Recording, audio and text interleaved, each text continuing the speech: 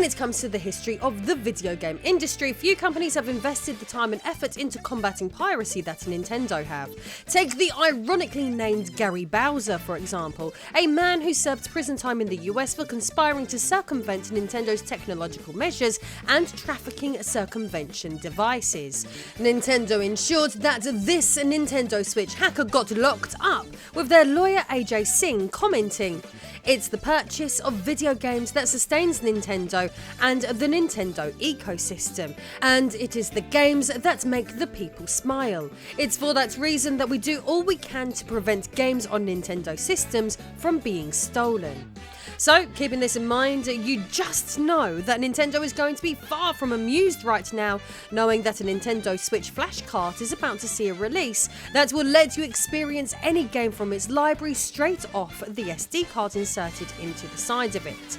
This time though, unfortunately for the Big N, it seems that there is no chance in hell that they will be able to go after the creators of such a device. So, let's discuss more about this thing, why Nintendo will hate it, and why, despite its piracy capabilities, Nintendo will be unlikely to stop it. I am Lady Decade, and this is all we know about the illegal Nintendo Switch flash cart.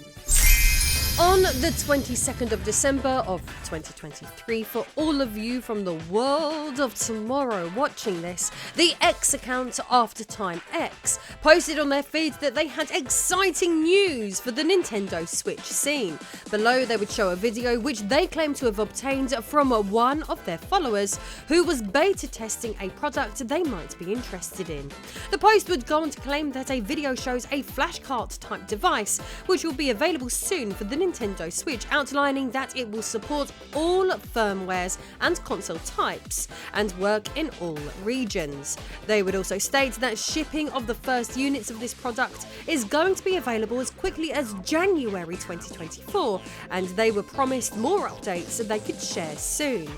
Just as we had all hoped, just 5 days later on the 27th of December, After Time X would indeed make another post stating more details had indeed been uncovered about the first Switch flashcart. They would report that their After Time X journalists have been doing some digging around and that the product they have been sent a video of operating has a name, and it is called Mig Switch. We should touch more on this X post in a moment, but first let's head over to the Mig Switch website. Even before being able to browse the page, we are greeted with a disclaimer stating that Mig Switch is a third-party backup and development device for the Nintendo Switch, not endorsed nor licensed by Nintendo of Japan. Before ordering or using Mig Switch, you must carefully document yourself about the legality of creating backups of your own game cartridges in your country/jurisdiction. Backing up your own legally owned games is surprisingly not permitted in every country and can constitute a serious offence in some. Mig Switch does not approve the use of its devices with ROMs of games that you do not own, downloaded from the internet or owned by a friend or any outside source. Besides the fact that it is illegal, it will void our warranty and support. Browsing the page, we are informed that Mig Switch is the only backup and development device for all Nintendo Switch consoles, regardless of their version, firmware or type, either regular or light, that does not require any installation or modification of the console, thus meaning for the first time simple plug and play is possible.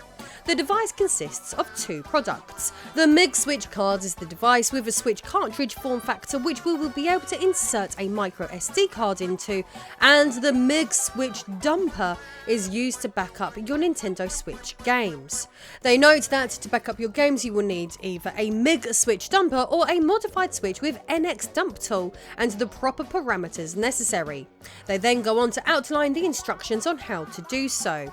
The website also offers updates on the product, with the page documenting that they sent out units to their beta testing team back in January, and that after their extensive testing and satisfying results, that they are now looking for independent reviewers to test these devices. In their most recent update from the 27th, they would add that they are now accepting distributors' pre-orders for Mig Switch products, with deliveries initially starting in January 2024 in limited quantities, with full availability expected for March March or April 2024.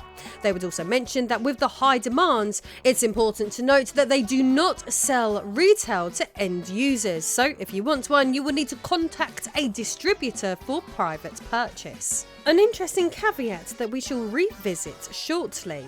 Mig Switch would also offer Aftertime X one of their review units, but they would decline due to having reservations about the legal ambiguity surrounding game backups in their team members' countries, with it being evident that many gamers will seek to get their hands on one of these simply because it is an ultra-convenient piracy tool.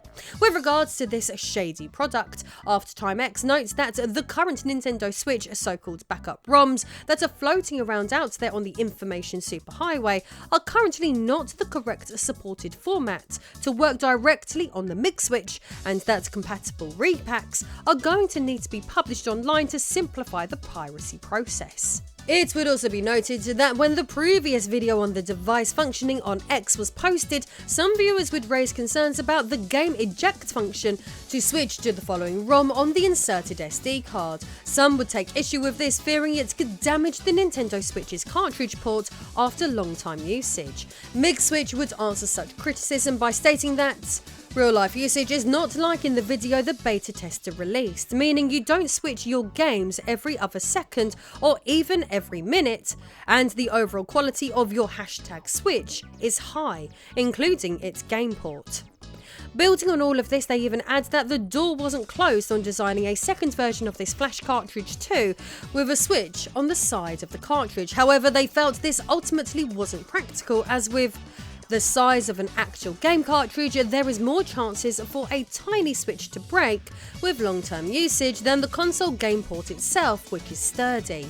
Lastly, on the question front from Aftertime X, they would ask Mig Switch if they felt it would be possible for Nintendo to block their product with a future firmware update, with them responding confidently with a no, and that our product design is fully and conveniently upgradable. But even if the device continues to function after purchase, could Nintendo prosecute Mig Switch for creating such products in the first place? After all, Nintendo went on a crusade to ensure that Nintendo DS and 3DS R4 flash cartridges were illegal to buy, sell and own in many countries around the world. Take my home country, the United Kingdom, for example. A company known as Playables Limited was selling the Nintendo DS and 3DS R4 flash carts, and as a result, Nintendo would take them to the High Court. Playables Limited would defend themselves, claiming that what they were doing was legal because R4 cards could run homebrew applications. But Nintendo cited that the R4 cards bypassed Nintendo's security system, which is illegal in the UK. Nintendo would win the fight and successfully seize 100,000 R4 cards. Nintendo would also go on the attack in France, with sellers and distributors of R4 carts being fined over €460,000, with some being sentenced to prison. Nintendo achieved similar results fighting these flash carts in Japan, Germany, Italy, Australia, Belgium, the Netherlands and South Korea, with them suing R4 distributors for millions of dollars around the collective world.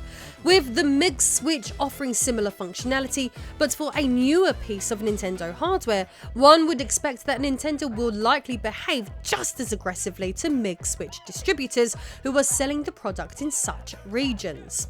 As for Mig Switch themselves selling the products, I would say that they are pretty safe.